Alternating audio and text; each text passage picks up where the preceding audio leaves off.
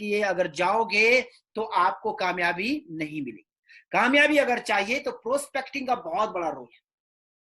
Prospecting क्या होती है वो मैं आपको बता देता हूं।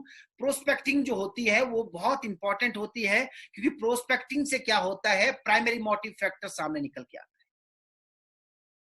प्राइमरी मोटिव फैक्टर यानी कि जो प्राथमिकता है उस आदमी की, उस आदमी को किस चीज की जरूरत है वो निकल के सामने आती है। प्रोस्पेक्टिंग इसलिए जरूरी है। प्रोस्पेक्टिंग में क्या क्या चीजें आती है वो आपको समझने की जरूरत है।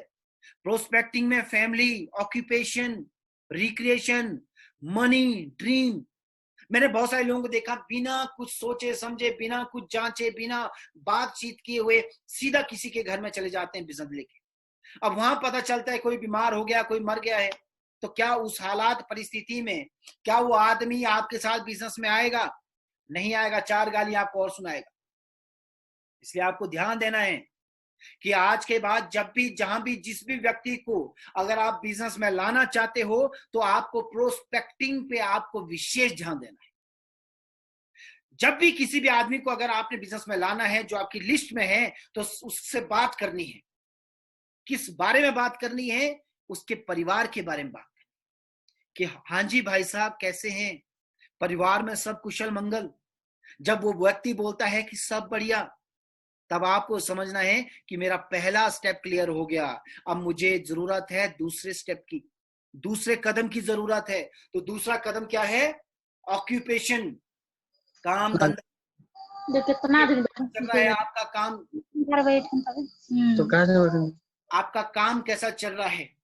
तो व्यक्ति बोल देगा कि काम के क्या हालात हैं। कई लोग बोलते हैं बहुत बढ़िया।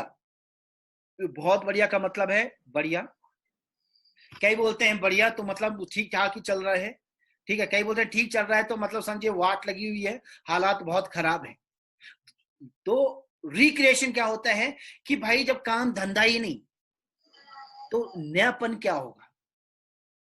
नयापन क्या होता है? जैसे कि छुट्टियां होती है तो लोग अपने बच्चों के साथ घूमने फिरने का प्लान बनाते हैं। कोई गोवा बनाता है, कोई शिमला बनाता है, कोई कश्मीर बनाता है, कोई केरला बनाता है। अब ज्यादा पैसा है वो विदेश बनाता है, क्योंकि काम धंधा सही तो पैसा सही, पैसा सही तो जिंदगी में नयापन होगा। नए फोन आएंगे, नए कपड़े आएंगे, हर त्योहार को एंजॉय करेंगे, जिंदगी बढ़िया बेहतरीन चल रही है, मजेदार चल रही है। तो आपको समझना यह है कि काम धंधा सही तो यानी कि उसकी जिंदगी में नयापन है। अब फिर आती है बात मनी की। अब काम धंधा सही नहीं तो पैसा ही नहीं होगा, तो पैसा कहाँ है? पैसा है नहीं। फिर बात आती है ड्रीम की। ड्रीम क्या?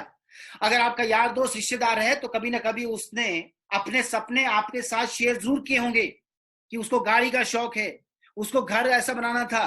तो आप उसके सपनों के बारे में उससे डिस्कस कर सकते हैं, उससे पूछ सकते हैं यार वो सपना देखा था क्या हुआ भाई? तो अपना रोना खुद शुरू कर देगा, और जहां उसने रोना शुरू कर दिया वो आपके लिए क्या हो जाएगा?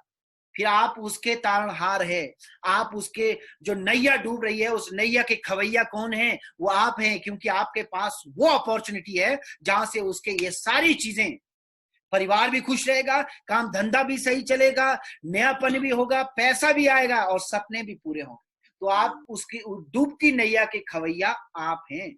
तो आपको समझना यह है कि जब भी मुझे किसी भी आदमी को बिजनेस अपॉर्चुनिटी दिखानी है तो मेरा विशेष तौर पे इस बात पे सबसे ज्यादा जोर देना है कि मुझे प्रोस्पेक्टिंग करनी है। प्रोस्पेक्टिंग रहेगी तो उसके माध्यम से हम लोगों की मनस्थिति को समझ सकते हैं, क्योंकि जहां हमने लोगों की मनस्थिति समझ ली वहां पे बिजनेस को बताना, बिजनेस को समझाना, बिजनेस के बारे में उस आदमी को इनरोल कराना बिजनेस में, वो बहुत आसान हो जाएगा। तो इसलिए ध्यान रहे कि आपको प्रोस्पेक्टिंग करनी ही करनी है। बिना प्रोस्पेक्टिंग